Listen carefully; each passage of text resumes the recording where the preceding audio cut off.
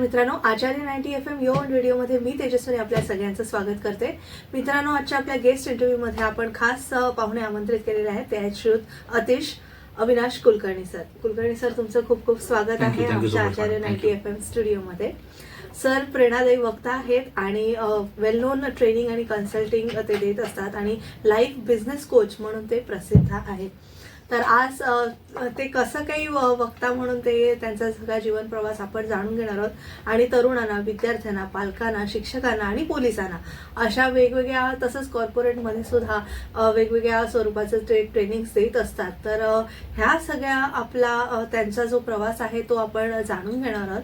तर सुरुवात सर, पहिला दुसऱ्यांसमोर दुसऱ्यांना ज्ञान द्यायचं तर स्वतःला ज्ञान असणं हे फार गरजेचं आहे. तर स्वतः तुम्ही एक बिझनेस कोच होण्यासाठी तयारी कशी केली त्याविषयी थोडंसं सांगा. बेसिकली बिझनेस करायचा हे कुठेतरी डोक्यात होतं. म्हणजे अगोदर मी उद्योजक झालो. 22 वर्षापूर्वी स्वतःचा कोचिंग क्लास चालू केला जो कॉमर्सच्या मुलांसाठी असेल आणि तिथनं CS हे विद्यार्थी घडतील. पण नुसतेच विद्यार्थी घडवणं हे इंटेन्शन डोक्यात नव्हतं. तर त्यांचं पुढे जाऊन ते चांगले नागरिक कसे होतील आणि चांगले नागरिक होण्यासाठी त्यांना एका प्रोसेसमध्ये आणणं गरजेचं होतं. आणि प्रोसेस मुळात आपण आपल्या व्यवसायात लावली तर ती सगळ्यांपर्यंत पोहोचते. म्हणजे ते कल्चर तयार होतं. आणि हे कल्चर आम्ही अगोदर आमच्या ॲस्पा क्लास हा जो डोंबिवलीची आमची ऍक्टिव्हिटी आहे त्यात आम्ही ही सुरुवात केली. आणि तिथनं एक प्रेरणा मिळाली की आपण आपला उद्योग हा ऑटो मोडला जर नेलाय तर आपण इतरांचाही नेऊ शकतो का. आणि मग त्या अनुषंगाने मी प्रशिक्षण घ्यायला सुरुवात केली. आणि मग NLP म्हणजे न्यूरो लिंग्विस्टिक प्रोग्रामिंग हे प्रशिक्षण त्यातनं घेतलं की ज्यातनं आपण योग्य भाषेचा वापर करून एखाद्याच्या आयुष्यातला प्रॉब्लेम, न्यूरो म्हणजे मेंदूत असणारे आपले काही पार्टिकल्स, आणि त्याच्यातनं आपण भाषेचा वापर करून कोणाच्या समस्या सोडवू शकतो का यावर आधी विचारमंथन झालं. ते शिक्षण घेतलं गेलं आणि मग अमेरिकन युनियन ऑफ NLP जी आहे तर त्यांच्या थ्रू मी लाईफ आणि बिझनेस कोचिंग कम्प्लीट केलं आणि त्यातनं मग उद्योजकांना घडवण्याची एक सुरुवात झाली. पण सुरुवात मला वाटतं आपण तरुणांना आणि विद्यार्थ्यांपासून करूया की म्हणजे डिफरंट स्टेजेस ऑफ लाईफ असतात. त्याच्यामध्ये तुम्ही म्हणजे अगदी लहान मुलांपासून ते वयोवृद्ध माणसांपासून प्रत्येकालाच मोटिवेशनची गरज असते. कारण आता बघतोय सुसाईडचं प्रमाण खूप जास्त प्रमाणात वाढलेलं आहे. स्ट्रेस आपला सगळ्यांचा वाढलेला आहे. आपली लाईफस्टाईल जशी बदलते तसा आपल्याला स्ट्रेस होतो. तर पालकांना आणि विद्यार्थ्यांना तुम्ही कशा टाईपचं ट्रेनिंग देता? मुळात विद्यार्थी हा जो आहे ना तो हल्लीच्या काळातला म्हणतोय मी, 21व्या शतकातला, शिकण्याची मानसिकता ही कुठेतरी कमी होत चाललेली आहे. आणि अशा वेळेला त्यांना आपल्यामध्ये जर आपण सामावून घेतलं, म्हणजे आपण त्यांच्या प्रत्येक गोष्टीत एकरूप झालो तर डेफिनेटली तीही आपल्या सांगण्यामध्ये एकरूप होतील हे आम्हाला आधी जाणवायला लागलं. आणि मग त्या अनुषंगाने आम्ही अगोदर आमची एक रेसिपी तयार केली. आणि ती रेसिपी अशी होती की मुलांशी रिलेटेड जे ऍक्टिव्हिटीज आहेत, मग ते खेळ असतील, अगदी टर्फवर जाऊन क्रिकेट खेळणं असेल किंवा मुलांना ट्रेकिंगला नेणं असेल, मुलांचे गाण्याचे कार्यक्रम ऑर्गनाईज करणं असेल, मुलांच्या स्टे पिकनिक ऑर्गनाईज करणं असेल, तर अशा माध्यमातून मुलांशी आधी कनेक्ट झालो. आणि जेव्हा कनेक्ट झालो तेव्हा मग मुलांना आम्ही सांगायला लागलो की तुम्ही सरेंडर होऊ शकता का आम्ही जे सांगतोय त्याच्याकडे. आणि मग त्यांचं सरेंडरनेस जेव्हा मिळाला तेव्हा मिळणाऱ्या गोष्टी आमच्या रिझल्टमध्ये होत्या. आणि त्यामुळे म्हणजे मला सांगायला आवडेल तुम्हाला की गेले 5-6 वर्ष डोंबिवलीतला कॉमर्सचा टॉपर जर कोणी असेल तर तो आमचा विद्यार्थी असतो. आणि या प्रवासात विद्यार्थी जोडले गेले, विद्यार्थ्यांबरोबर पालकही जोडले गेले. म्हणजे आताच तुम्ही उल्लेख केलात की पालकांसाठी वेगळं तुम्ही काय करतात, तर पालकांसाठी आम्ही वेगवेगळ्या ऍक्टिव्हिटीज घेतो. म्हणजे येत्या काही दिवसात पालकांसाठी आम्ही 1000 जणांच्या ऑडियन्स समोर मंगळागौरीचा कार्यक्रम ऑर्गनाईज केलेला आहे. म्हणजे जेणेकरून पालक आमच्याशी कनेक्टेड होतात. मग भगवद्गीता असेल तर भगवद्गीतेचा उपयोग मुलांच्या आयुष्यात काय आहे आणि मुलांसाठी भगवद्गीता आम्ही घेऊन येतो आणि मुलं त्यातनं आम्हाला भगवद्गीतेतनं काय समजलं हे ते आम्हाला सांगत असतात. छोट्या छोट्या ऍक्टिव्हिटींना आम्ही त्यांच्याशी आधी कनेक्ट होतो, मग ते आमच्याशी कनेक्ट होतात आणि अभ्यास करायला लागतात. म्हणजे जे हल्लीच्या आईबाबांचं एक असतं डोक्यामध्ये की मुलं अभ्यास करत नाही, तर मुळात आपण मुलांसाठी आधी काय करतोय, कारण हे गिव्ह अँड टेक आहे. तर त्यांना आपण चांगलं देऊ शकलो तर ते आपल्याला डेफिनेटली चांगलं देतील. तर असा हा प्रवास सुरू झाला आणि विद्यार्थी घडत गेले आपोआप. पण आता तुमचा कसा रिस्पॉन्स मिळालाय तुम्हाला शाळा कॉलेजेस मधनं विद्यार्थ्यांचा? कारण कसं होतं की आपल्याला आता मोबाईलमुळे सगळं ज्ञान आपल्या मोबाईलमध्येच अवेलेबल असतं. शिवाय शाळा कॉलेजेसमध्ये शिकायचं, प्रायव्हेट ट्युशन्सना जायचं, हे सगळा भडीमार चालू असताना अदर देन दिस तुमच्या कोचिंग कडे मुलांनी का वळलं पाहिजे? म्हणजे काय खासियत तुमची आहे ट्रेनिंगची? त्याविषयी सांग. बेसिकली म्हटलं तसं की आम्ही त्यांची गरज समजून घेतो आणि म्हणजे माझ्याकडे एखादा विषय आहे म्हणून तो विषय मी मांडायला जात नाही. कुठल्याही संस्था म्हणजे अनेक शिक्षण संस्थांसोबत काम केले, अगदी नाशिक पासनं ते मुंबईपर्यंत.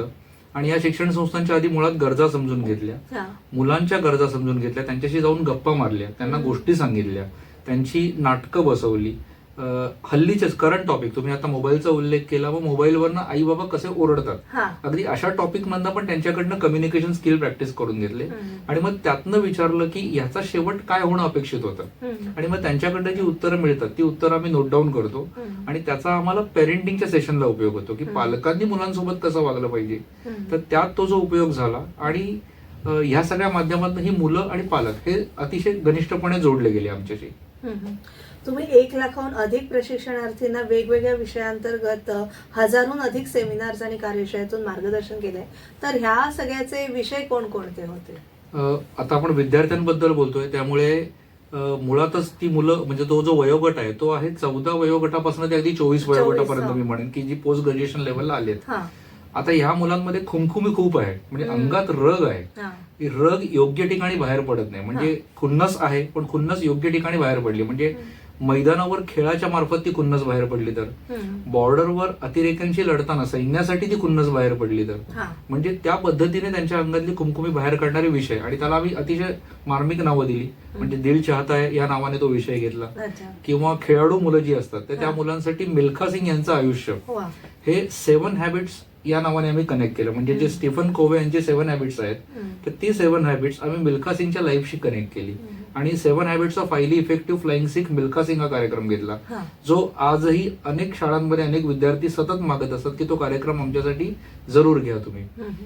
पुढची गोष्ट असते बिलीफ, कारण आपण लहान असतो आणि लहान असताना आपल्यासोबत जे बोललं जातं तर ते आपल्या मनामध्ये म्हणजे सुप्त मनामध्ये, मी मनामध्ये म्हणण्यापेक्षा सुप्त मनामध्ये म्हणेन, ते इतकं ठासून भरलं जातं की आपल्याला म्हणजे समजा शाळेत शिक्षक कधी म्हणाले गाढवा, मूर्खा, तुला कळत नाही का रे, तू काही करू शकत नाहीस, तर ते बऱ्याचदा आपल्या आतमध्ये ठसतं. आणि ते मुलंही स्वतःशी असंच बोलू लागतं की मी खरंच असं आहे का. आणि जेव्हा ते मूल स्वतःशी असं बोलायला लागतं तेव्हा ते त्याच्या सबकॉन्शियस मध्ये म्हणजे ती बेडी त्याच्या मेंदूला बांधली जाते आणि ते मुलंही स्वतःला तसं समजू लागतं. मग त्यांच्या बिलीफ सिस्टीमवर काम करणारी सेशन्स आम्ही घेतली. आणि अशा म्हणजे मालिकांची अनेक जंत्री आहे ती, पण ही महत्वाची सांगण्यासारख्या गोष्टी ह्या 3 की याच्यातनं मुलं खूप चांगल्या पद्धतीने घडत गेली. आणि मग मुलांच्या आरोग्यावर म्हणजे योगासनं ही गोष्ट आम्ही मुलांसाठी घेत गेलो. किंवा इंटरनॅशनल योग टीचर आहेत आमच्याकडे किंवा इंटरनॅशनल जुडो टीचर्स आहेत, त्यांच्या माध्यमातून आम्ही मुलींसाठी डिफेन्स टेक्निक्सची सेशन्स घेत गेलो. म्हणजे असं नाही की त्या विषयात मी मास्टर आहे म्हणून मीच बोललं पाहिजे, एक टीम उभी केली आणि या टीमच्या माध्यमातून मग आम्ही वेगवेगळ्या विषयांवर मुलांशी बोलत गेलो. त्याच्यामध्ये अगदी सोशल मीडियाचा वापर कसा करावा किंवा टेक्नॉलॉजीचा वापर कसा करावा. आपल्याच महाविद्यालयात सुबोध मेस्त्री म्हणून आहेत जे इथेच शिकून झाले, ग्रॅज्युएट इथनच झाले, तर ते आमच्या ट्रेनिंग टीमचा एक पार्ट आहे. तर तेही सेशन्स घेत असतात आमच्यासाठी टेक्नॉलॉजीची. तर अशी एक छानशी टीम आमची आहे इथे. खूपच छान. आता आपण विद्यार्थ्यांचं आणि पालकांना तुम्ही कसं प्रशिक्षण देता त्याविषयी जाणून घेतलं. एक छोटीशी विश्रांती घेऊया आणि आपली ही चर्चा पुढे चालू ठेवूया. तोपर्यंत प्रेक्षक तुम्ही एकत्र राहा आचार्य 90 FM यो ऑन रेडिओ.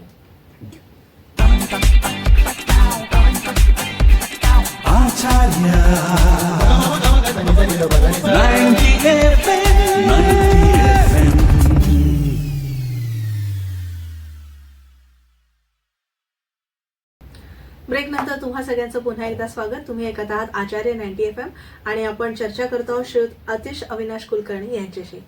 सर, आपण पालकांबद्दल आणि विद्यार्थ्यांबद्दल बोललो, पण आता शिक्षकांना सुद्धा ट्रेनिंग द्यायची थोडीशी गरज आहे. म्हणजे विथ ड्यू रिस्पेक्ट कसं होतं की थोडं आपण एकाच मोनोटोनस होऊन जातं की आपण एकाच पठडीतनं तेच विषय किंवा तेच नॉलेज अपडेट आपण घेत असतो, पण तरी सुद्धा जसं विद्यार्थी सुद्धा कधी प्रश्न विचारतात तेव्हा आपण उत्तर नाही दिलं तर मग ते थोडं अनकम्फर्टेबल होऊन जातं. तर त्यासाठी आणि नवीन शिक्षण प्रणाली किंवा जे काही नवीन बदल होतात ते सुद्धा विद्यार्थ्यांना घडवण्यासाठी पालकांचा जसा रोल आहे तसा तो शिक्षकांचा महत्वाचा रोल असतो. हो, कारण पालकांना जॉबमुळे तेवढं वेळ मिळत नाही आपल्या पाल्यांना वेळ देण्यासाठी. शिक्षकांचं तर जास्ती मुलं कनेक्टेड असतात ते आपल्या टीचर्सचे सुद्धा. सर, तर तुम्ही टीचर्सना कसं मार्गदर्शन करता, शिक्षकांना कसं मार्गदर्शन करता? खूप अतिशय महत्वाचा प्रश्न आहे, म्हणजे मी म्हणेन आतापर्यंतचा. हा, हा. कारण की शिक्षक हा या संपूर्ण प्रणालीतला खूप महत्वाचा भाग आहे. हा. आम्ही ऍज अ ट्रेनर म्हणून ज्या विद्यार्थ्यांपर्यंत पोहोचतो त्यांची संख्या आणि त्यांना हँडल करणाऱ्या शिक्षकांची संख्या हा. हे विचारात घेता अगोदर एक शिक्षक चांगल्या पद्धतीने घडला गेला तर तिथला विद्यार्थी चांगल्या पद्धतीने घडला जाऊ शकतो, म्हणजे ही धारणा आमची कुठेतरी होती. हा. आणि त्या अनुषंगाने शिक्षकांना प्रशिक्षण देण्याची सुरुवात झाली आणि मग सुरुवात झाली ती त्यांचा स्वॉट म्हणजे स्ट्रेंथ, विकनेस, ऑपॉर्च्युनिटी आणि थ्रेट अनालिसिस. मुळात त्यांना जेव्हा त्यांचे थ्रेट्स समजतात तेव्हा शिक्षकांना कळतं आता बदलाची गरज आहे. हा.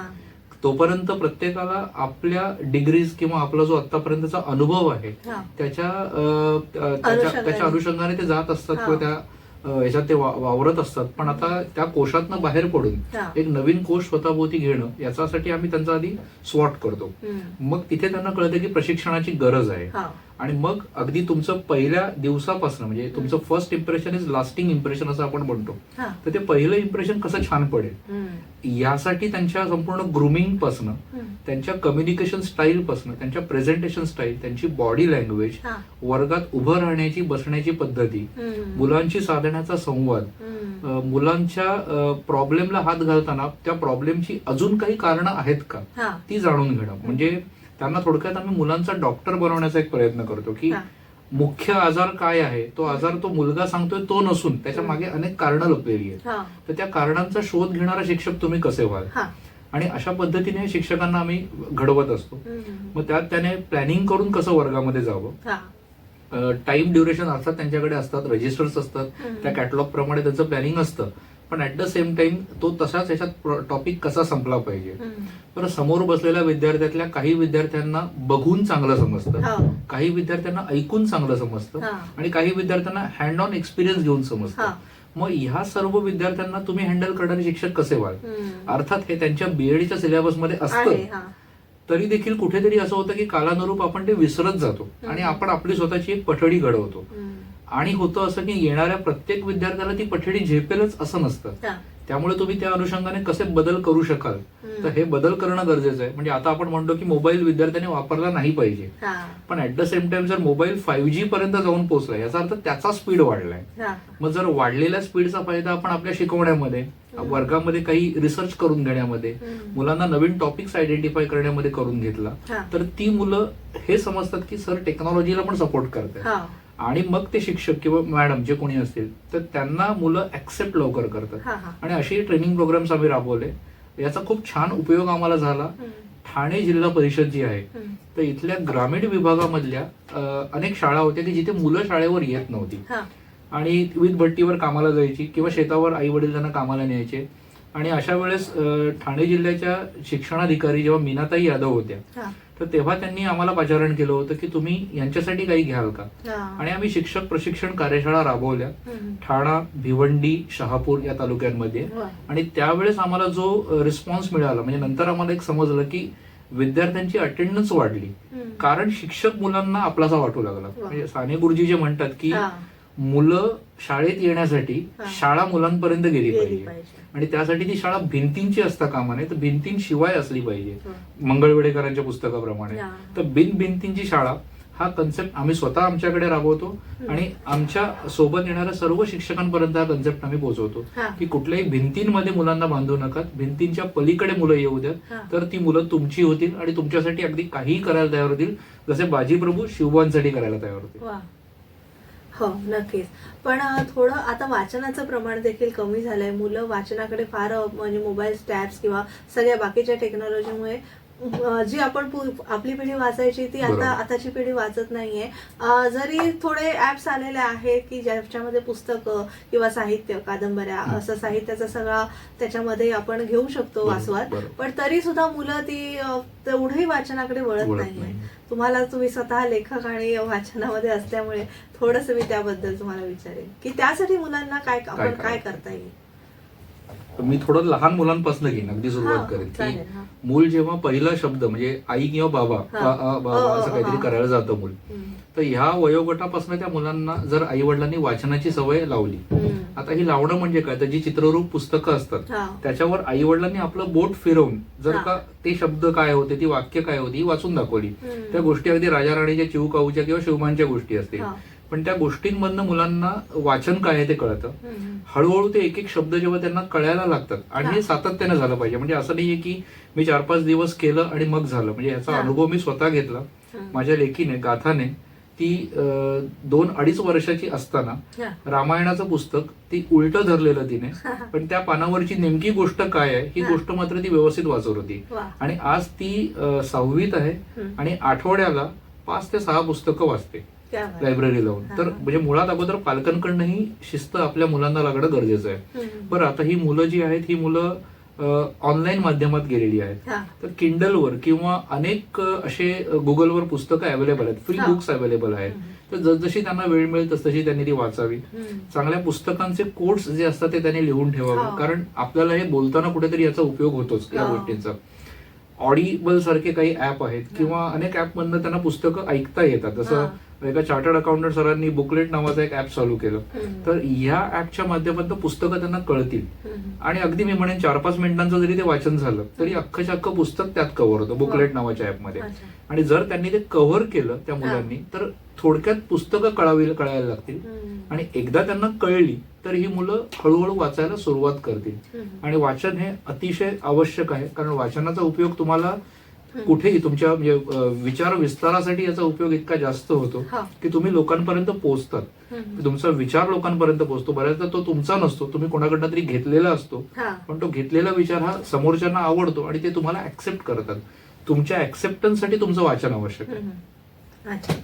आता थोडं मुलं पालकांकडनं, शिक्षकांकडनं थोडं पुढे जाऊया. आपण जाऊया आता उद्योजकांकडे. जवळजवळ 225 किंवा त्याहूनही अधिक असेल की उद्योजकांना तुम्ही त्यांचा उद्योग ऑटो मोडवर नेण्यासाठी खूप या तुमच्या कोर्सने जो तुम्ही डिझाईन केलेला आहे त्याने मदत केलेली आहे. तर उद्योजकांचं प्रशिक्षण तुम्ही कशा प्रकारे करता?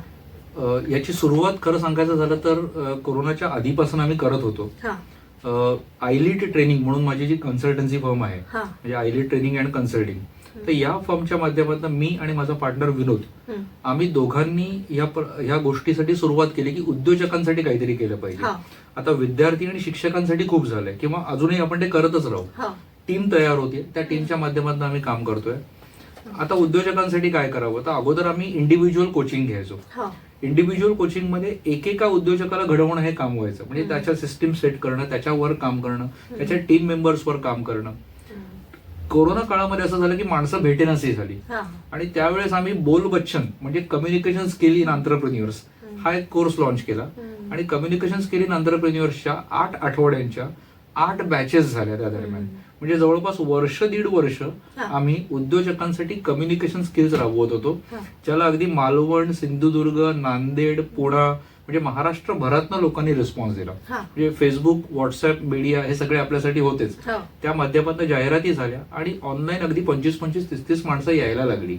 आणि अशा 8 आठवड्याच्या बॅचेस भरत गेल्या. मग त्याच लोकांनी कुठेतरी सांगितलं की सर हे सगळं तुम्ही क्लासरूम कोचिंग मध्ये आणाल का? आणि मग क्लासरूम कोचिंग मध्ये आणणं यावर आम्ही थोडा रिसर्च केला. आणि मग तो रिसर्च अशा माध्यमातून मांडला गेला की मुळात अगोदर त्या उद्योजकाचे प्रॉब्लेम काय ते कळणं गरजेचं आहे. भगवद्गीतेतला जो श्लोक आहे, अधिष्ठानमच तथा करता कर्णमच पृथक विदम विविधाश्च पृथक चेष्टा दैवम चैवत्र पंचमम. म्हणजे अधिष्ठान म्हणजे आपली सद्यस्थिती काय आहे ती अगोदर शोधायची. तथा करता म्हणजे कोण करणार, तर तो उद्योजकच करणार. कर्णमच पृथक विदम म्हणजे तुम्हाला वेगवेगळे रिसोर्सेस लागतील जे तुम्हाला माहिती असले पाहिजे ते उद्योजक म्हणून, की किती माणसं लागणार आहेत, किती मटेरियल लागेल, किती कॅपिटल लागेल, एखादं काम कम्प्लीट करण्यासाठीचं प्लॅनिंग कसं असायला पाहिजे. आणि मग पुढची गोष्ट येते विविधाश्च पृथक चेष्टा, म्हणजे सातत्याने तुम्ही ते करत राहा. याच्यात शेवटची गोष्ट कृष्ण अर्जुनाला सांगतोय की दैवम चैवत्र पंचमम म्हणजे झाला तर तुझा विजय होईल. पण आम्ही नेहमी आमच्या उद्योजकांना सांगतो की डेफिनेटली तुमचा विजयच होईल, कारण तुम्हाला तुमची सद्य परिस्थिती कळलेली आहे. आणि जेव्हा त्यांची सद्य परिस्थिती आम्हाला समजू लागली तेव्हा त्यातनं लक्षात आलं की काही उद्योजकांचा प्रॉब्लेम एचआरचा आहे, म्हणजे माणसं कशी मॅनेज करावी हा त्यांना इश्यू होतोय. काही उद्योजकांचा प्रॉब्लेम आहे प्रोसेसचा, प्रोसेसच सेट नाहीये. म्हणजे ते सेल्फ एम्प्लॉई या मोडमधनं उद्योजक या मोडमध्ये जायलाच तयार नाहीये. कारण उद्योजक हा रिस्क टेकर असतो आणि सेल्फ एम्प्लॉई हा रोज स्वतःच्या ऑफिसचं दार स्वतः उघडतो, ते दार बंद करतो, स्वतःच्या इथला साफसफाई तोच करत असतो. तो माणसं लावण्याकडे त्याचा कल नसतो. म्हणजे एक्सपर्ट्स आणा आणि एक्सपर्ट्सना कामाला लावा. तर हे त्यांना कळत नसतं, तर ते त्यांना जाणीव आम्ही करून देतो. त्यांच्या स्ट्रॅटेजीज फॉर्म करणं, म्हणजे प्रत्येक उद्योजकाने, जसं आता प्रत्येक संस्थेमध्ये आपण बघतो की दर 3 महिन्याच्या स्ट्रॅटेजीज ठरलेल्या असतात, तर ह्या स्ट्रॅटेजीज कशा फॉर्म कराव्या, त्या स्ट्रॅटेजीजना ऍक्शन प्लॅन मध्ये कसं आणावं, आणलेल्या ऍक्शन प्लॅनला टाइमलाईन मध्ये कसं आणावं आणि ते रोजच्या टाइम टेबल मध्ये एकेका तासामध्ये कसं सेट करावं. तर अशा ह्या प्रोसेसमधनं आम्ही त्यांना घेऊन जातो. काही उद्योजकांचा प्रॉब्लेम असतो फायनान्सेसचा, म्हणजे आर्थिक घडी त्यांची इतकी विस्कळीत असते, येणाऱ्या कुठल्याही पैशाचं नियोजन नसतं, स्वतःच्या करंट ऍसेटचा रेशो माहिती नसतो की मला समोर किती पैसे देणं आहे आणि माझ्या खिशात आता किती पैसे आहेत. आणि आताच आपण अनेक उदाहरण अशी बघतो की काही उद्योजक की ज्यांना ह्या घटना जेव्हा सहन होत नाही, तुमचं फायनान्शियल बर्डन सहन होत नाही, तेव्हा आत्महत्यांपर्यंत ते पोहोचत आहेत. तर अशा वेळेला तुम्हाला फायनान्शियल नियोजन कसं करावं, त्याचबरोबरीने टेक्नॉलॉजीचा सुयोग्य वापर कसा करावा तुमच्या उद्योगामध्ये. आणि मग महत्वाची गोष्ट येते ती म्हणजे सेल्स. कारण प्रत्येकाला शेवटी हे अवस्था की मी बनवलेलं प्रोडक्ट विकत कोण घेणार आणि प्रॉफिट झाला पाहिजे. मग ते विकत कोण घेणार, तर सेल्सच्या वेगवेगळ्या मेथड्स, म्हणजे याच्यासाठी आम्ही अनेक पुस्तकांचा अभ्यास केला आणि जवळपास 30,000 कंपन्या ज्यांनी सेल्स मेथड्स स्वतःच्या कशा राबवल्या आणि त्यांचा सेल वाढवला, तर या कंपन्यांचा रिसर्च करून तीच मेथड आपल्या स्मॉल आणि मीडियम उद्योजकांना समजेल, झेपेल अशा भाषेमध्ये आणि त्याच्या मी म्हणेन साच्यांमध्ये, म्हणजे आम्ही फक्त भाषेमध्ये म्हणजे थिअरी देत नाही त्यांच्या हातामध्ये, तर साचे देतो त्यांना रिकामे, की ते कसे भरायचे हे त्यांना आम्ही सांगतो. त्या साच्यावर उद्योजक काम करतात आणि मग त्या उद्योजकांना मिळणारे रिझल्ट अगदी फॅब्युलस असतात. एक स्ट्रॅटेजीचं उदाहरण देतो. आमचे एक उद्योजक आहेत, कोळी आहेत ते स्वतः, संजय कोळी म्हणून. त्यांचा बिझनेस आहे फिशिंग आणि बोट मेकिंग, बोट मॅन्युफॅक्चरिंगचा. आणि त्यांच्या व्यवसायाबद्दल जेव्हा त्यांनी आम्हाला सांगितलं की हा व्यवसाय करताना आम्हाला वाईट बिझनेस हा करणं थोडंसं प्रॉब्लेमॅटिक होतं, तर हा कसा करायचा, तर त्यांना आम्ही जेव्हा त्यांचं विजन सेट करून दिलं आणि ज्यात त्यांना सांगितलं की हा तुम्हाला करता डेफिनेटली येईल, तुम्ही काय काय ऍक्टिव्हिटीज करतात ते सांगा, तेव्हा त्यांच्या ऍक्टिव्हिटीज विखुरलेल्या होत्या. म्हणजे ते कधी जाळं बनवायचे, कधी बोट बनवायचे, कधी जॅकेट्स बनवायचे, कधी आणखीन काही बनवायचे. पण त्यांना all proof solution under one roof हे त्यांच्या विजन मध्ये जेव्हा आलं, जसं महाराजांचं विजन स्वराज्य होतं, तसंच त्यांचं स्वराज्य यांनी ठरवलं. आणि all solution under one roof हे जेव्हा त्यांनी केलं, तेव्हा त्यांच्या एका क्लायंटने त्यांना विचारलं की तुम्ही नेमकं काय करता. आणि मग त्यांनी सांगितलं की तुम्ही फक्त तुमच्या घरनं माणसं घेऊन यायची, त्यांचं राहण्याचं, खाण्याचं, त्यांच्या जॅकेटचं सगळी व्यवस्था ही इथे असणार आहे, तुम्हाला घरनं काही आणायचं आहे. कारण फिशिंगला माणसं 3-3 महिने समुद्रात असतात, तर तुम्हाला आम्ही सगळं देऊ तुमच्याकडे आणि त्या बोटीची किंमत ही काही करोडमध्ये असेल.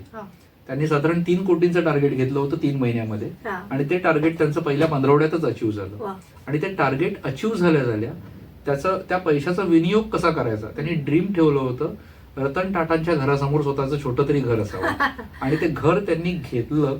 आणि हे त्यांनी जेव्हा आम्हाला सांगितलं की दादा तुम्ही जे आम्हाला सांगितलं, आता त्यांची भाषा, त्यांची समजण्याची जी भाषा होती, त्या भाषेत ते आम्ही त्यांच्यापर्यंत घेऊन पोहोचवलं. म्हणजे कॉर्पोरेट सुटेड बुटेड लँग्वेज आम्ही कॉर्पोरेटमध्ये वापरतो, आपण आपल्या लघु आणि मध्यम उद्योजकांसाठीची जी भाषा आहे ती भाषा त्यांच्यासाठी वापरली. त्यांना त्यांच्या स्ट्रॅटेजीज आणि गोल्स ठरवायला मदत केली, त्यांना ऍक्शन प्लॅन मध्ये कन्व्हर्ट करायला मदत केली. आणि असे अनेक उद्योजक की जे कर्जबाजारी होते या कोरोना काळामध्ये आणि त्यांना त्यातनं बाहेर पडायला मदत झाली. आज असं झालंय की आमच्या 8वी बॅच संपून आता 9व्या बॅच मध्ये आम्ही शिरतोय. आणि तरी देखील कितीतरी उद्योजक असेल की जे रिपीट कोर्सेस अटेंड करतात की तुम्ही फक्त आम्हाला व्हेन्यू चार्ज घ्या आणि आम्हाला बोलवा, आम्ही यायला तयार आहोत. म्हणजे असेही उद्योजक आता घडतात. म्हणजे याचं खरंच मनोमन समाधान आहे की या उद्योजकांच्या घडणीमध्ये आम्ही कुठेतरी त्याचा वाटेकरी आहोत. आणि ही सांगण्याची संधी तुम्ही दिलीत म्हणून तुमचेही पुन्हा एकदा आभारी आहे. थँक्यू. आता मी असं विचारेन की गव्हर्नमेंटच्या स्कीम्स बऱ्याच आहेत नाही का उद्योजकांसाठी, तर त्याची माहिती तुमच्या कोर्स सिलेबसमध्ये असते का, किंवा गव्हर्नमेंट सुद्धा बरेच प्रोग्राम्स राबवत आहेत स्टार्टअपसाठी किंवा उद्योजकांसाठी, जसं तुम्ही लघु आणि मध्यम म्हटलात त्यांच्यासाठी असतात. शिवाय प्रायव्हेट त्यांच्या पण खूपच प्रत्येक जण जसे इव्हेंट्स होतात तसे आता एंटरप्रिनर्स डेव्हलपमेंटचे बरेचसे इव्हेंट्स होतात. तर त्याच्यामध्ये आणि तुम्ही जो कोर्स कंडक्ट करता त्याच्यामध्ये काय नाविन्य आहे, काय स्पेशलायझेशन आहे त्याच्यामध्ये? खूप छान प्रश्न आहे आपण स्मॉल आणि मीडियम एंटरप्रेन्योर्स बद्दल बोलतोय. आम्ही त्या उद्योजकांना त्यांचा बिझनेस सिस्टमटाइज करायला किंवा प्रोसेसमध्ये आणून द्यायला मदत करतो. अर्थात ह्याला फायनान्सची रिक्वायरमेंट असते किंवा याला वेगवेगळ्या स्कीम्स माहिती करून घ्यायची गरज असते.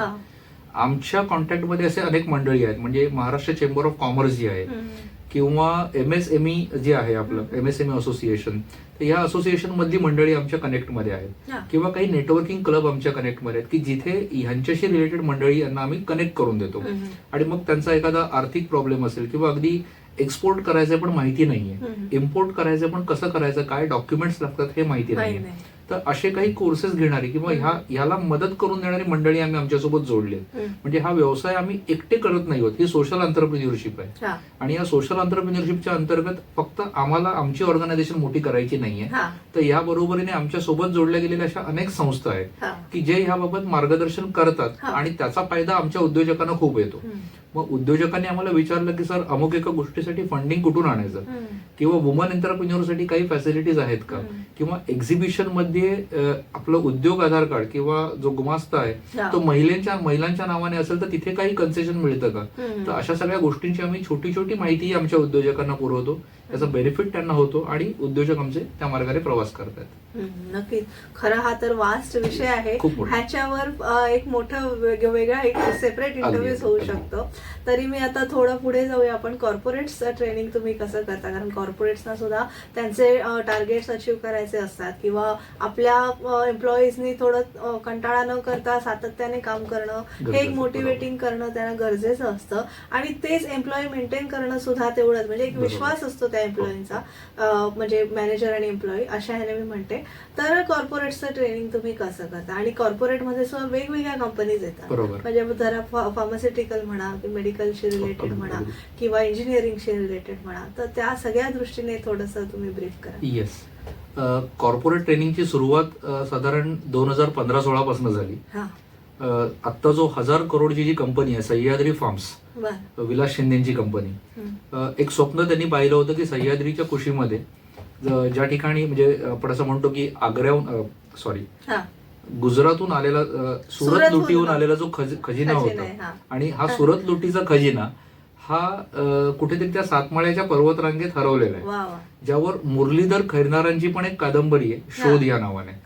आणि विलास शिंदे सरांना असं वाटायचं की हा खजिना म्हणजे दुसरं तिसरं काही नसून आमच्या नाशिकमध्येच, म्हणजे सातमाळ्याची पर्वतरांग जिकडे आहे त्या नाशिकमध्येच आपण तो खजिना जर शोधला तर. आणि त्यांनी जमिनीतनं, म्हणजे फार वर्षांपूर्वी कन्सॉलिडेटेड लँड होल्डिंग म्हणून कन्सेप्ट होता, म्हणजे सर्वांनी आपण एकत्रितरित्या काम करून आपली शेतं रुजवूयात, पिकवूयात आणि ते पीक चांगलं काढूयात. तर त्यांनी अशा शेतकऱ्यांना जोडलं, आणि शेतकऱ्यांना जोडल्यानंतर त्यांनी त्यांना प्रशिक्षण देऊन त्यांचं प्रोडक्ट हे भारताबाहेर, म्हणजे युरोपमध्ये न्यायला सुरुवात केली. आणि आज त्यांच्याकडे 17,000 शेतकरी त्यांच्या फॉर्मशी जोडले गेलेले आहेत. तर हा जो कन्सेप्ट होता, ह्या कन्सेप्टचं, म्हणजे ह्या सह्याद्री फार्मचं विजन, मिशन आणि व्हॅल्यू कंपनीसाठी, कंपनीच्या ग्रोथसाठी सगळ्यात महत्वाचं आहे की कंपनीचा जो चालक आहे, संस्था चालक, चेअरमन, ह्या माणसाला कुठपर्यंत जायचंय, म्हणजे त्याला ते भविष्य जरी ते खूप लांब आहे तरी ते दाखवणं किंवा दिसणं गरजेचं असतं. बरं, त्या भविष्यावर जाणारी जी वाट असेल ते असतं मिशन. आणि अख्खी ऑर्गनायझेशन ज्या कल्चरवर चालते ते असतात तुमच्या व्हॅल्यू, तुमची मूल्य. तर ही सेट करणाऱ्या टीममध्ये त्यांनी मला आणि माझा पार्टनर विनोद, आम्हाला दोघांनाही संधी दिली. आणि त्यावेळेस आमच्या समोर अनेक नामवंत होते, म्हणजे चार्टर्ड अकाउंटंट्स होते, कंपनी सेक्रेटरी होते, LLBs होते, त्यांची मार्केटिंग टीम होती, त्यांची फॉरेन एक्सपर्ट्स होते, आणि ऍट द सेम टाइम शेतकरी होते. आणि या सगळ्यांना एकत्र घेऊन ही सेशन्स आम्ही जेव्हा घ्यायला लागलो तेव्हा कॉन्फिडन्स आला की आपण अशा प्रकारचे सेशन्स घेऊ शकतो. तिथून ही सुरुवात झाली. आणि मग त्यानंतर रेलिगेअर असेल किंवा येस बँक असेल, ॲटॉस इंटरनॅशनल असेल, तर अशा कंपन्यांपर्यंत आम्ही हळूहळू पोहोचत गेलो.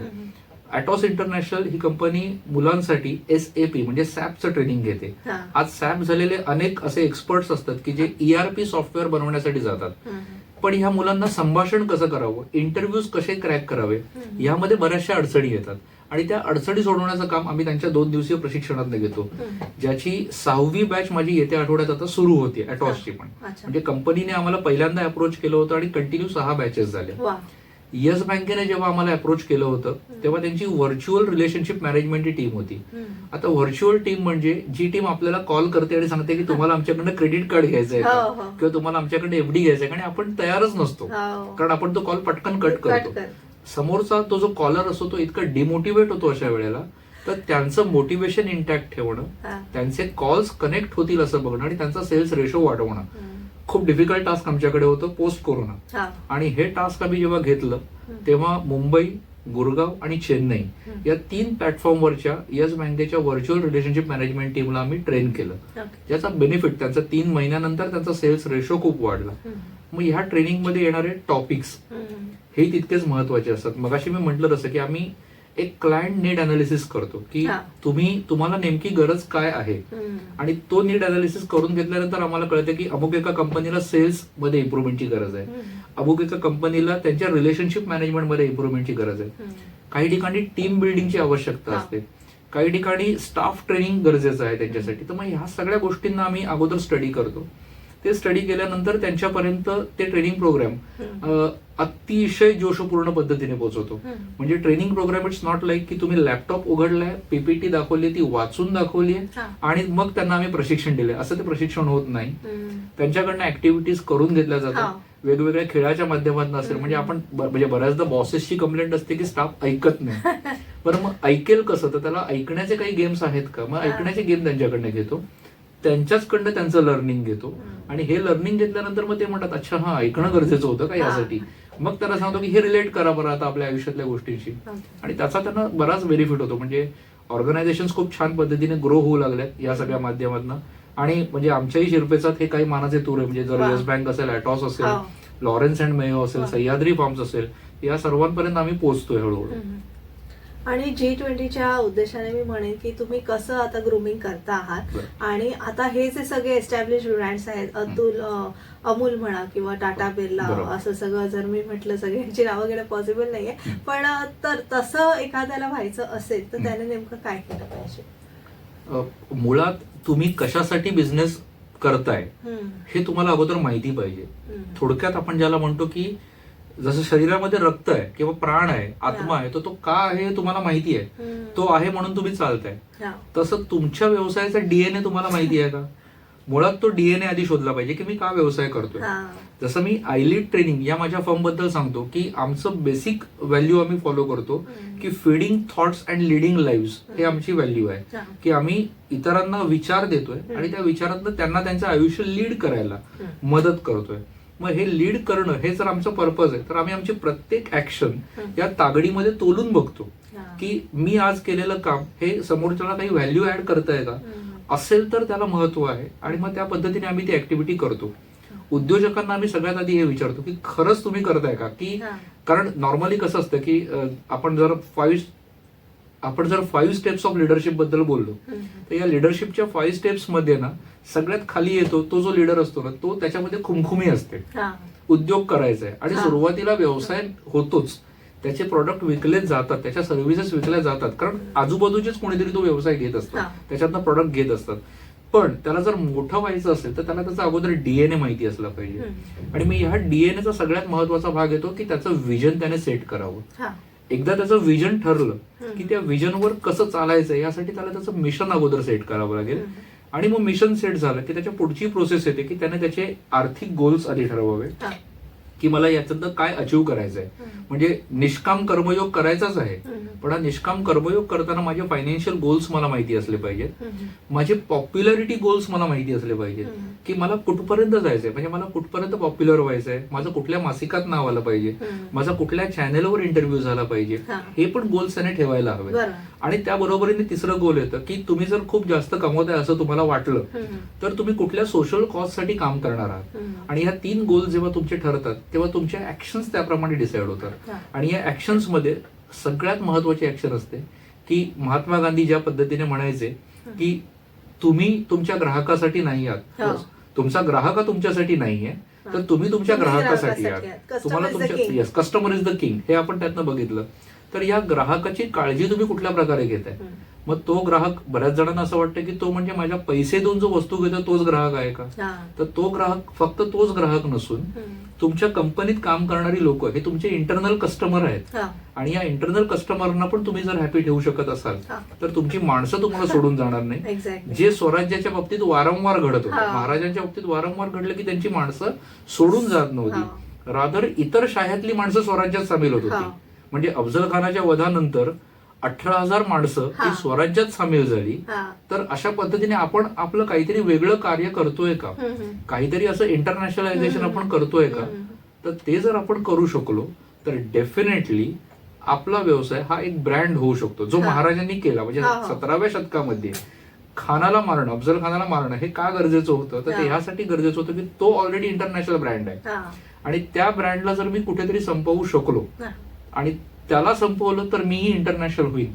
अर्थात ही थॉट त्यांची नव्हती, पण आज त्याला जर आपण रिलेट केलं की त्यांच्या स्ट्रॅटेजीज काय, तर त्याच्यापेक्षा आपण कसं वरचढ होऊ शकतो, तर त्यांचा नीट अभ्यास करणं, ह्या सगळ्या अभ्यासातनं तो उद्योजक वर जाऊ शकतो आणि त्याने डेफिनेटली तो विचार करणं गरजेचं आहे की मी माझ्या विजनवर कसं काम करेन, माझ्या मिशन्स आणि व्हॅल्यूजना कसं फॉलो करेन, स्ट्रॅटेजीज कशा बनवेन, गोल्स कशी ठरवेन, त्याचे ऍक्शन प्लॅन मध्ये कन्व्हर्जन कसं करेन आणि इथून पुढे सगळ्या त्यांच्या वाटा सुरू होतात, म्हणजे वाटा रादर मोकळ्या होतात त्याच्यासाठी.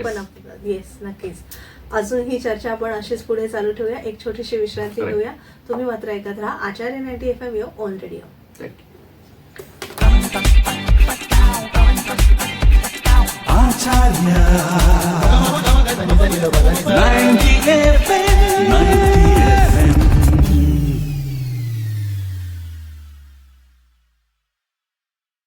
तुमचं सगळ्यांचं पुन्हा एकदा स्वागत. तुम्ही ऐकत आहात आचार्य 90 FM यो ऑन रेडिओ आणि आपण चर्चासत्र करतो आहोत ते श्रोत आतिश अविनाश कुलकर्णी यांच्याशी.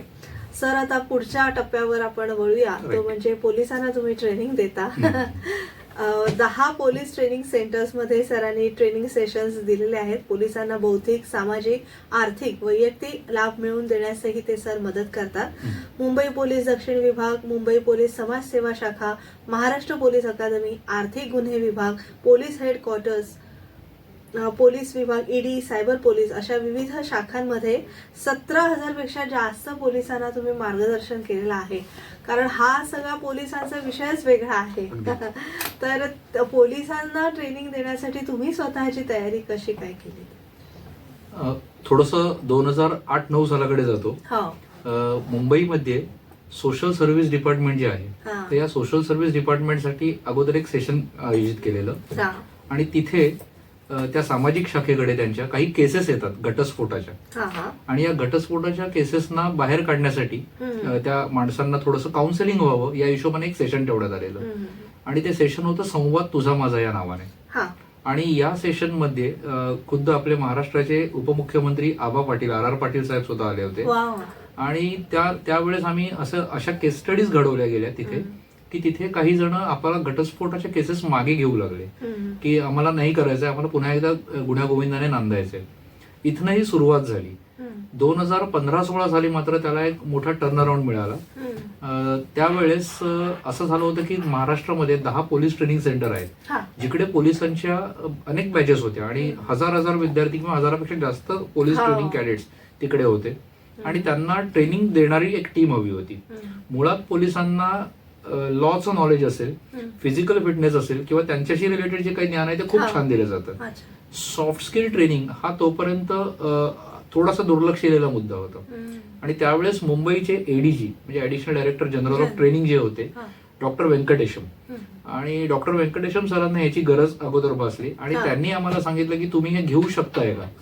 आणि आम्ही म्हटलं हो. आणि त्याचा प्रायोगिक हे होता तुर्ची म्हणजे सांगलीला जे पोलीस ट्रेनिंग सेंटर आहे तिथे सुरुवात झाली.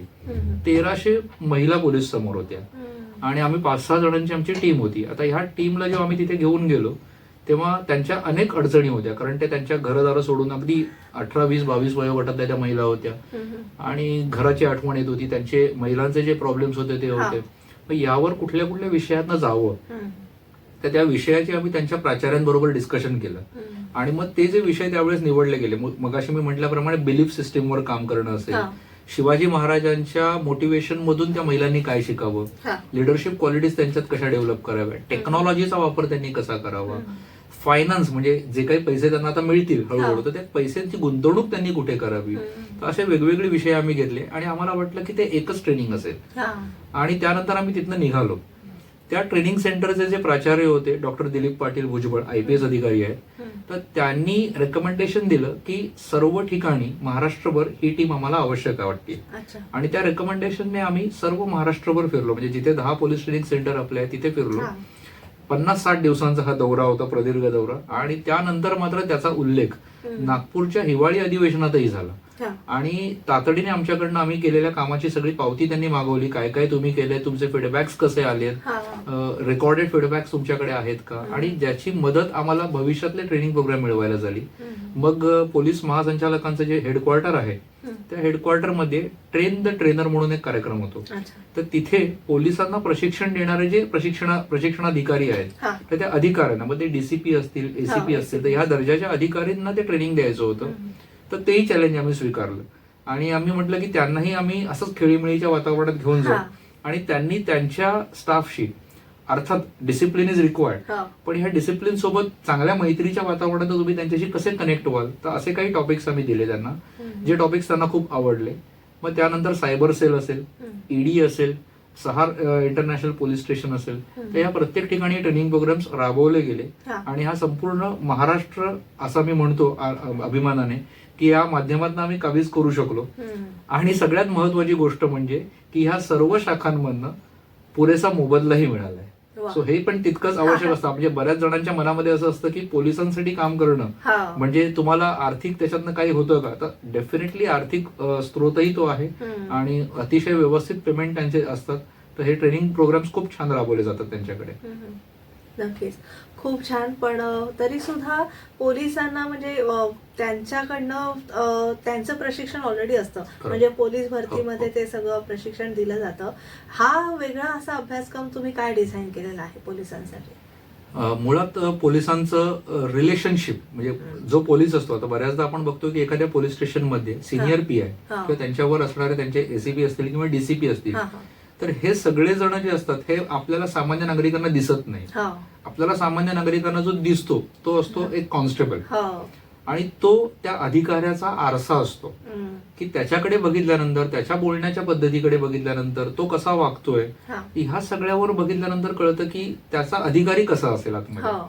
आणि मग त्यांच्यावर काम करणं ही गरज या अधिकारी वर्गाला आधी भासू लागली की खरंच बऱ्याचदा असं होतं की आम्ही आतमध्ये चांगले आहोत, पण बाहेर जर का नीट वागलं गेलं नाही, मग रिलेशनशिप असेल, टीम बिल्डिंग असेल, कम्युनिकेशन असेल, तर ह्या किंवा लिडरशिप असेल अगदी. कारण हल्ली आपण बघतो की अगदी छोट्या छोट्या गोष्टींवरनं मोर्चे, दंगे या गोष्टी घडत चालल्यात. सामाजिक मानसिकता खूप ढळतीये.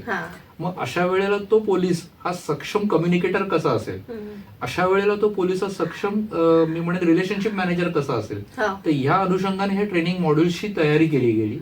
ती मॉड्यूल्स मुळात अगोदर पोलीस महासंचालकांना जे ट्रेनिंगचे होते त्यांना दाखवली गेली आणि त्यांनी अप्रूव्ह केल्यानंतर मग ही मॉड्यूल त्या वर्गांमध्ये राबवली गेली. आणि मग ज्याच्यामध्ये आम्ही म्हटलं जसं की आम्ही गेम्सही त्याच्यामध्ये घेतले आणि त्या गेम्सच्या माध्यमातून त्यांना अनेक गोष्टी समजू लागल्या की आम्ही कसं वागलं पाहिजे, आम्ही टेक्नॉलॉजीचा वापर कसा झाला पाहिजे, याचा एक फीडबॅक सांगतो. आम्ही जेव्हा टेक्नॉलॉजीचं सेशन घेतलेलं तेव्हा अगदी तरुण पोलीस होता तो, 20-22 वर्षाचा, तर त्या गावाकडे जाऊ लागलेला. आणि त्यावेळेस एक बाई स्त्री त्याच्या बाजूला आली होती बसमध्ये बसायला, आणि त्या स्त्रीकडनं काही योग्य वर्तन त्याच्यासोबत होत नव्हतं. पण त्यावेळेस त्याने टेक्नॉलॉजीचा वापर की आम्ही ती स्क्रीन कशा पद्धतीने तू चालू ठेवावीस आणि ते कम्युनिकेशन कसं रेकॉर्ड करावं हे आम्ही त्यांना शिकवलं होतं. आणि त्याने त्या पद्धतीने ते रेकॉर्ड केलं. तो म्हणाला की दादा सुदैवाने काही घडलं नाही, पण मला ते फिअर माझ्या मनामध्ये होतं की ह्यामुळे माझी सरकारी नोकरी आहे आणि ही कुठेतरी धोक्यात येऊ शकते का. तर त्या टेक्नॉलॉजीचा वापर कसा करावा याचा उपयोग मला झाला. आणि त्याने आमचे सुबोध मेस्त्री म्हणून जे ट्रेनर आहेत त्यांचे अतिशय शतशः धन्यवाद मानले की हा विषय आम्हाला तुम्ही शिकवलात. किंवा इनफॅक्ट बरेच जण असं म्हणतात की पोलिसांकडे व्यसनाधीनताही खूप जास्त आहे, तर त्यांच्यासाठी आम्ही अनियमित दिनचर्या आणि आरोग्य यावर माझे पोलीस सहकारी मित्र आहेत की संजय गोविलकर यांचं नाव, सध्या सहार पोलीस स्टेशनला ते आहेत, तर त्यांनी एक लिहिलेलं पुस्तक आहे स्टॉप वॉच म्हणून. आणि ह्या पुस्तकाचा उपयोग आम्ही करून घेतला आणि पोलिसांसाठी आम्ही अनियमित दिनचर्या आणि आरोग्य हे सेशन पोलिसांसाठी आम्ही डिझाईन केलं. आणि त्याचा उपयोग झाला की पोलिसांना व्यसनाधीनतेपासून कसं मुक्त व्हावं, किंवा ह्या गोष्टी आपण का नाही अंगीकारल्या पाहिजेत, किंवा त्याचं लिमिट काय असावं, या गोष्टी पण त्यांना कळू लागल्या. आणि ही तरुण पिढी जी आता येते या संपूर्ण सेवेमध्ये, ही तरुण पिढी या सगळ्या गोष्टींवर अतिशय बारकाईने काम पण करते आणि चांगले पोलीस आता आपल्याला पाहायला मिळतात. खरंच त्यामध्ये तुमचं पण, तुमच्या संस्थेचं पण कॉन्ट्रीब्युशन आहे. आता मुलाखतीच्या दरम्यान तुमचा 2-3दा उल्लेख तुमचा झाला तो छत्रपती शिवाजी महाराजांचा. हो. आय थिंक ती युद्धनीती किंवा ते एक सगळं तुमच्याकडे जे संस्कार आले आहेत ते Correct. महाराजांकडनंच आलेले हो, असावेत. हो. आणि खास म्हणजे तुम्ही पुस्तक लिहिलं आहे जिजाऊंची पालकनीती आजच्या पालकांसाठी. हो. तर ह्या पुस्तकाविषयी थोडंसं सांगावं आणि महाराजांविषयी जे तुमचं प्रेम आहे, आदर आहे, त्याविषयी आम्हाला जाणून घ्यायला आवडेल. धन्यवाद. हा अतिशय जीवाभावाचा प्रश्न आहे. हा. मुख्य म्हणजे छत्रपती शिवाजी महाराज जे आपल्या संपूर्ण भारताचं आराध्य दैवत आहे. आपण असं म्हणू शकतो की आपले 33 कोटी देव आणि is equal to Chhatrapati Shivaji Maharaj वा. आहे. कारण जो स्वाभिमान आपल्या संपूर्ण मायभूमीला, आपल्या संपूर्ण बांधवांना त्यांनी दिला, हा. तो आमच्यासाठी आदर्शाचं प्रेरणास्थान आहे. हम्म. इथनंही सुरुवात झाली आणि अशी प्रशिक्षण वर्ग आम्ही घ्यायला सुरुवात केली. म्हणजे आज राज्यात शिवजयंती 2 वेळा साजरी केली जाते हा. किंवा 350 वर्ष महाराजांच्या राज्याभिषेकाचं. हा. आणि या निमित्ताने आम्ही अनेक कार्यक्रम किंवा कार्यशाळा किंवा आम्ही असं म्हणतो की त्याला व्याख्यानं हा. ही देत आम्ही फिरत असतो, महाराष्ट्रभर अगदी फिरत असतो. आणि लोकांचं महाराजांवरचं प्रेम आम्हाला लक्षात येतं. हम्म. हे सगळं करत असताना एक लक्षात आलं की शिवबा जर घडवायचे असतील हा. तर मुळात जिजाऊ घडणं पण गरजेचं आहे. गरजेचं आहे. मुळात शहाजीराजे पण घडणं गरजेचं हा. आहे. त्यांचे जे कोचेस होते दादोजींसारखे, तर हे पण घडणं गरजेचं आहे. हा. मग ह्या सर्वांना जर घडवायचं असेल तर ह्या सगळ्यांना एकत्र करणारं एक पुस्तक असलं पाहिजे. हम्म. आणि माझी ही संकल्पना दिवंगत इतिहासकार निनाद बेडेकर सरांना मी बोलून दाखवली. बर. आणि सर त्यावेळेस पुण्याहून ठाण्यात येत होते. सरांनी मला त्यावर मार्गदर्शन केलं वा. आणि अनेक दिवस मी सरांसोबत होतो या संपूर्ण पुस्तकाच्या लेखणीच्या दरम्यान, की हा. माझ्याकडनं, कारण मी इतिहासकार नाही, हो. चुकीचा इतिहास लोकांपर्यंत जायला नको, बरोबर. तर त्यांची मदत घेतली. आप्पा परब सर आहेत, यांची हा. मदत घेतली आणि यातनं हे पुस्तकातला इतिहास साकारला गेला. हम्म. पण मुळात या पुस्तकाचे टॉपिक्स काय असावेत असा हा. जेव्हा विचार झाला, तेव्हा जसे भगवद्गीतेमध्ये 18 अध्याय आहेत हा. जे फक्त आणि फक्त अर्जुनाचं माइंड प्रिपरेशनवर काम करतात, हम्म. तसा मीही ठरवलं की पालकांचं माइंड प्रिपरेशन कशातनं होईल. हा. आणि त्याच्यासाठी आम्ही सुरुवात केली. आणि गर्भसंस्कारांपासून हम्म. मुलांना सुरक्षित बनवण्यापासून, मुलांचे मित्र निवडण्यापासून हम्म. ते पुढे मुलांना धर्म कसा शिकवला जावा, वा. मुलांना व्यावसायिक कसं बनवावं, हम्म. ह्या संपूर्ण गोष्टींना आम्ही जिजाऊ आणि शिवबा हम्म. यांच्याशी कनेक्ट केलं. म्हणजे अगदी एक छोटी गोष्ट इथे मला सांगायला आवडेल या अनुषंगाने, हम्म. की आपल्याला असं वाटतं की आजच्या मुलांकडे व्हॉट्सअप आहे. हो. आपल्या आधीच्या पिढीमध्ये म्हणजे 20व्या शतकात जेव्हा आम्ही लहान होतो तेव्हा आमच्या आई वडिलांना असं वाटायचं की माझं मूल नाक्यावर उभं राहायला लागलं. हम्म. तो नाका आता त्यांच्या हातामध्ये आला. 256 जणांचा ग्रुप हा त्यांच्या हातामध्ये आलाय आता. हा. मग शिवबांच्या काळामध्ये जिजामातांना हे टेन्शन आलं नसेल का, तर डेफिनेटली आलं असेल. हा. कारण मावळ खोऱ्यामध्ये जे मावळे होते, ज्यांना मावळे हे नाव नंतर मिळालं, हा. पण ते खोऱ्यातली जी त्यांची मित्रमंडळी होती, हा. तर ह्या सर्वांमध्ये तसं नीट बघायला गेलं तर वाद विवाद हे होतेच. हा. अगदी छोट्या छोट्या कारणांवरून कोणी देशमुखीसाठी भांडायचं, हा. कोणी पाटीलकीसाठी पाटील. भांडायचं. पण या वादांमधनं ह्या सर्वांना एक विजन द्यायचं काम जे महाराजांनी केलं हा. ते होतं विजन स्वराज्याचं. हम्म. आणि ते विजन इतकं पक्क होतं की जेव्हा जेव्हा महाराज स्वतः सुद्धा हम्म. या विजन पासून जरा जरी हल्ले असतील, एक उदाहरण म्हणजे बाजीप्रभूंनी खिंडीमध्ये त्यांना आठवण करून दिली की लाख मेले तरी चालतील पण लाखांचा पोशिंदा पोशिंदा झाला झाला पाहिजे. पाहिजे. म्हणजे महाराजांनाही त्यांच्या विजनची आठवण करून देणारे मावळे तयार झाले वा. होते. तर अशा पद्धतीने ते मावळे कसे तयार होतील किंवा मुलं कशी तयार होतील, हम्म. तर ह्यासाठी अगोदर तर जिजाऊ घडल्या पाहिजेत. हा. आणि मग ह्या जिजाऊ घडवण्यासाठी जिजाऊंची पालकनीती हा. म्हणून ती 17व्या शतकातली आहे. हा. आणि आजच्या पालकांसाठी जी 21व्या शतकातल्या पालकांसाठी आहे. हम्म. तर असं हे 18 अध्यायांचं पुस्तक लिहिलं गेलं. हा. आणि सांगायला आवडेल मला की त्याच्या 1000 कॉपीज संपलेल्या आहेत हा. आणि परत त्याचे कॉपीज आता येत आहेत, म्हणजे नवीन व्हर्जन त्याचं येत आहे आता. New edition. येस. नक्कीच. आणि खूप साऱ्या शुभेच्छा तुम्हाला Thank you. या पुस्तकासाठी आणि Thank तुमच्या you, भावी thank you. प्रोजेक्टसाठी. आता ही सगळी तर खरं सोशल ऍक्टिव्हिटीज आहे, तुम्ही हे सगळे सेमिनार्स घेता, हो. प्रशिक्षण घेता, तर तरी सुद्धा अदर दॅन दिस काही सोशल ऍक्टिव्हिटीज तुमच्या आहेत हो. का, आणि ते कुठल्या आहेत? येस. मुळात उद्योग करताना हा हेतू डोक्यासमोर होताच कुठेतरी डोळ्यासमोर, हम्म. की आपण सोशल एंटरप्रेन्युअर झालो पाहिजे. हा. कारण आपल्याला आपला मॅक्सिमम जो लिमिट आहे तो मला माहिती असला पाहिजे. म्हणजे तो माझ्या कामाचं लिमिट माहिती असलं पाहिजे, माझ्या आर्थिक उत्पन्नाचं लिमिट मला माहिती असलं पाहिजे की मला कुठपर्यंत पैसे कमवायचे, हम्म. आणि तिथून पुढे माझ्या पैशांची विभागणी किंवा हा. वाटप काय असेल हेही माहिती असलं पाहिजे. हम्म. आणि मग यातनं मी अनेक संस्थांशी जोडला गेलो. हम्म. यातली पहिली संस्था होती ती म्हणजे जीवनरंग ट्रस्ट.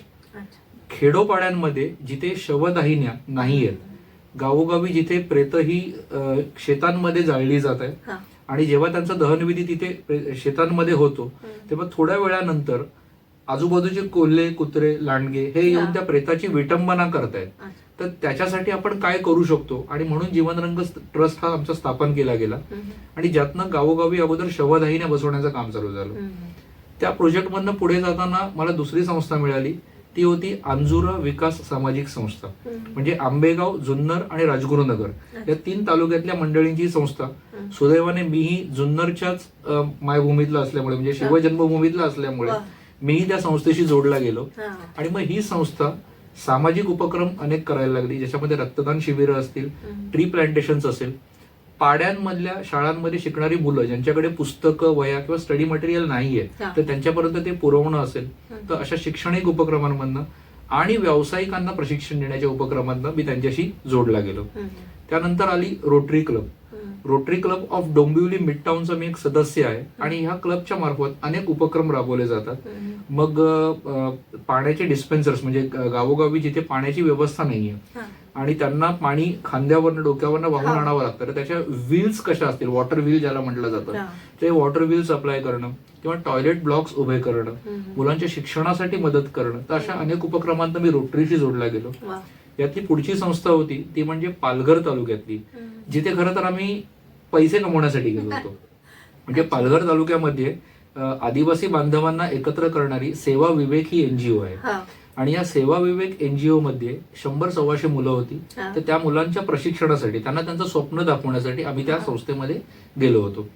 त्यांचं प्रशिक्षण काळ आटपताना आमच्या एक लक्षात आलं की यांच्याकडे बांबूची उत्पादनं बनवली जातात आणि ह्या उत्पादनांच्या विक्रीसाठी आपण काही करू शकतो का मदत, आणि म्हणून ती मदत करायची या अनुषंगाने आम्ही आमच्या क्लब्समध्ये ओळखी पाळखीच्यांना मेसेजेस जेव्हा पाठवले तेव्हा त्यांच्या राख्या, त्यांची उत्पादनं विकण्यासाठी आम्ही मदत केली.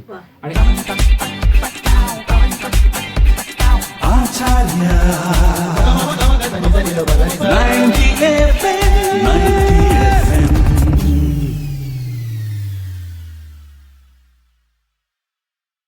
आज डोंबिवलीमध्ये